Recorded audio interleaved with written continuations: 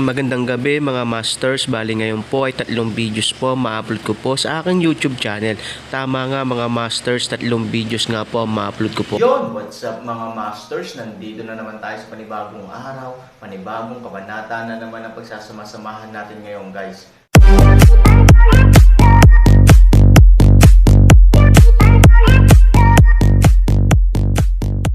Bali mga masters, kung bago ka pa lang po sa aking YouTube channel, please click the subscribe button, lalong-lalo na po yung notification bell guys, para maging connected pa rin tayo sa isa't isa at maging updated kayo sa mga susunod ko pang video. Bali mga masters, bago natin umpisahan ng kwento ay mag-shoutout po muna tayo para sa mga solid nating tagapakinig. Sobra akong nagpapasalamat sa inyo mga Sec Masters at aking mga Emperor. Maraming salamat sa solid na pagsuporta nyo. Yun na nga mga masters, no? Bali hindi na ito patagalin. In 3, 2, 1, let's go! Mga masters, baka pwedeng hindi tayo mag-skip ng ads. Salamat mga masters. Ang bagong yugto ni Daryl sa Storytelling Channel sa YouTube mapapakinggan. Ang bagong kabanata. Dahil alam ng lahat ng mga nilalang na nandito sa mundo na ito na kasakasama natin naninirahan. Ay ang lahi ng barbarian ay mga magigiting na mga nilalang at mga matuwid. Halos lahat ng mga ibang lahi ng nilalang ay hinahangaan ang lakas at kahusayan ng mga barbarian, lalo na ang pagiging matuwid ng mga ito. Kaya kapag nangyari iyon General Oliver, ang lahi natin elf ang lalabas pa na masama. Baka maisip nila na tayo ang nanguna na may nagawang masama sa lahi ng barbarian. Kaya tayo ay sinalakay ng lahi ng barbarian. Pag nagkataon ang ibang mga nilalang na humahanga sa lahi ng barbarian ay maaari maging kaaway na din natin. Iyon ay mas nakakatakot kaysa sa magiging plano ng lahi ng Rakshia na pagsalakay sa ating lahing elf. Dahil baka ang buong mga nilalang na nandito sa mundo na ito na kasakasama natin ay maging kaaway nating lahat. Kaya mas mabuti ay magawa na agad natin ito ng paraan bago pa lumala. Ngayon, mas naiintindihan ko na kung bakit nais mo din talaga maharangan si Prinsesa Lin sa kanyang binabalak na pagsalakay sa lahi ng barbarian. Dahil kung ang prinsesa ay sumalakay sa lahi ng barbarian, lalabas na ang lahi nating elf ay may pakay talaga na masama sa lahi ng barbarian. At kung bakit ginawa ng lahi ng barbarian ang lahat ng ito sa ating lahing elf. Tuldok, ngayon nauunawaan ko na General Oliver. Kaya nakapagpasya na din ako ngayon. Natutulungan talaga kita na harangan ang prinsesa na makaalis sa ating imperyo. Tutulong ako upang ang prinsesa ay hindi makaalis dito.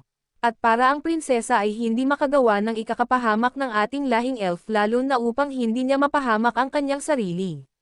Ibubuwis ko din ang aking buhay maharangan lang si Prinsesa Lin, General Oliver. Sabi ni Marshal Kevin sa seryosong tono habang ito ay tumingin sa kanyang ibaba kung nasaan si Lin ngayon. Nang marinig ito ni General Oliver ito ay nagsalita at sinabi, Marshal Kevin, matalino ka din talaga. Hindi ko rin naisip ang ganang mga bagay na pwede pang mangyari. Tama ka, ang lahi ng mga barbarian ay hinahangaan ng ibang mga nilalang na nandito sa mundo na ito.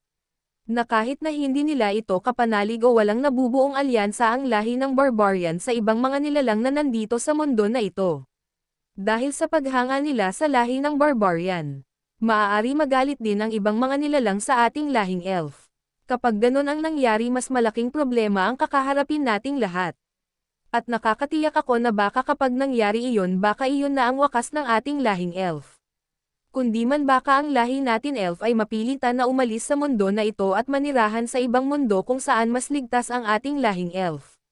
Kaya tama, kakailangan ay may gawin na tayong paraan para hindi kumalat ang nangyari dito sa ating imperyo. At ang ginawa ng lahi ng barbarian sa ating lahing elf. Kailangan din na masabi natin ang lahat ng pwedeng mangyari kay Haring Ken. Upang tayo ay makakilos na agad at makabuo ng plano paano mapipigilan ang balita na kumalat sa nangyari dito ngayon. At Marshal Kevin, hindi natin magagawa ang lahat ng iyon kung tayong dalawa ang haarang kay Prinsesa Lin. Salamat sa iyong pag-alok ng tulong, subalit mas kailangan ko ang tulong mo upang kausapin si Haring Ken ngayon.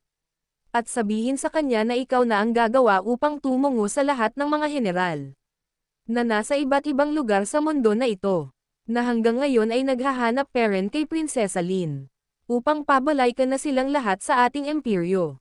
At kapag nakabalik ka na at ang lahat ng mga general at ang lahat ng mga kasundaluhan ng ating lahing elf, masasabi na natin kay Haring Ken ang mga pwedeng mangyari sa ating lahing elf. Kaya mas kailangan mo na kumilos Marshal Kevin. Tumungo ka na kay Haring Ken at humingi ng permission na hahanapin mo na ang lahat ng mga general, para sabihin na bumalik na sila dito sa Imperyo. At ako naman ngayon ay haharanggan ko ang prinsesa na makaalis dito sa ating Imperyo. Huwag kang mag-alala sa akin Marshal Kevin. Magagawa kong mag-isa na maharangan at mapigilan si Prinsesa Lin na makaalis ngayon sa ating Imperyo. Kaya maaari ka nang tumungo kila Haring Ken ngayon. Si Haring Ken ay kasakasama ni Matandang Los, kung nasaan nakatayo ang palasyo ni Haring Ken, sabi ni General Oliver sa seryosong tono. Nang marinig ito ni Marshal Kevin, ito ay nagsalita at sinabi, "Nauunawaan ko ang iyong ninanais ipagawa sa aking general. Subalit mag-iingat ka General Oliver. Ako ay tutungo na kay Haring Ken. May nakita general," sabi ni Marshal Kevin. At ito ay lilipad na patungo kung nasaan sila Matandang Los at Master Ken.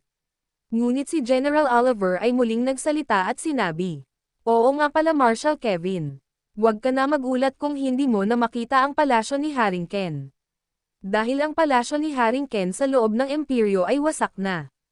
Ang ginawa ng lahi ng barbarian dito ay hindi lang ang pagpapaslangin ang ating mga kalahi, ginawa din nilang wasakin ang kaharian ni Haring Ken. Kaya ngayon ang kaharian o palasyo ni Haring Ken ay wasak na. Sige na sinabi ko lang sa iyo at baka ikaw ay magulat.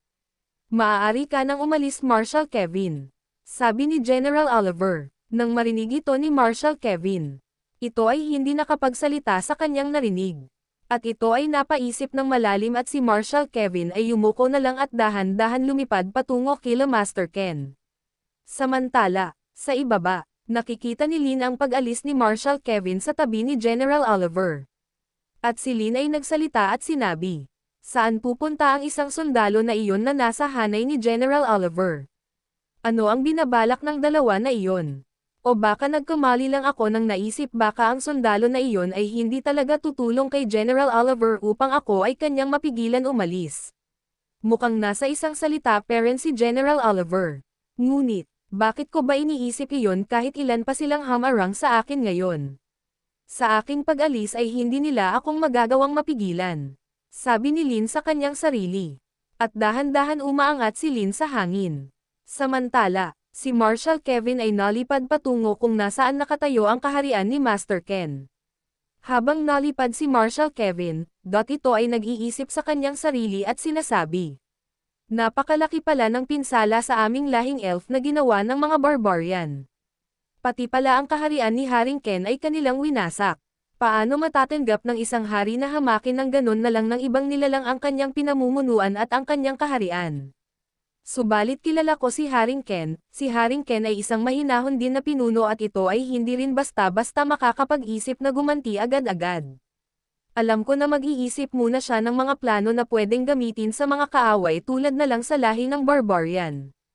Hindi tulad ng prinsesa na mapusok. Kaya hindi magiging problema ito para sa aming lahat sapagkat si Haring Ken ay matalinong pinuno," sabi ni Marshal Kevin sa kanyang sarili. At ito ay nagpatuloy sa paglipad. At sa hindi kalayuan, habang nag-uusap sila Master Ken at Matandang Los, natanong ni Master Ken si Marshal Kevin na lumilipad patungo sa kanila. At si Master Ken ay nagsalita at sinabi, "Mukhang nakabalik na ang mga kasundaluhan na nasa hanay ni General Oliver. At ang isa na ito ay isa sa mga pinagkakatiwalaan ni General Oliver at isa sa mga marshal ng mga kasundaluhan," sabi ni Master Ken. Nang marinig ito ni Matandang Los, ito ay napatingala at nakita niya sa hindi kalayuan si Marshal Kevin. At si Matandang Los ay nagsalita at sinabi, "Mukhang tama ka Ken. Nakabalik na ang mga kasundaluhan na nasa hanay ni General Oliver. At baka ang ibang kasundaluhan ni General Oliver ay kasakasama na ngayon na pumipigil kay Prinsesa Lin na makaalis. Ngunit, bakit patungo ngayon dito ang isa na iyan sa atin?"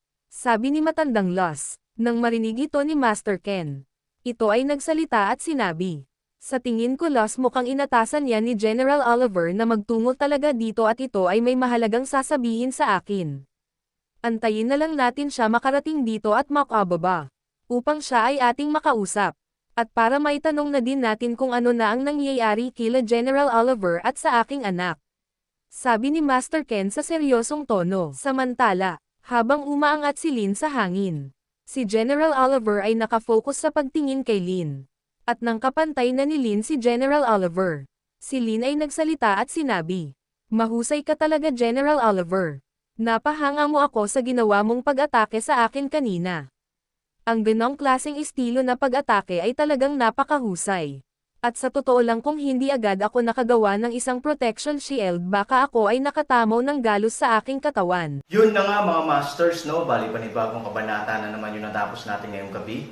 Muli, maraming salamat po talaga sa walang sawang suporta po sa aking YouTube channel na talagang inaabangan nyo po ang bawat upload ko po. Bali mga masters, magkita-kita ulit po tayo bukas ng gabi at ngayon po ay magpapaalam po muna tayo. Bali mga masters, bye-bye!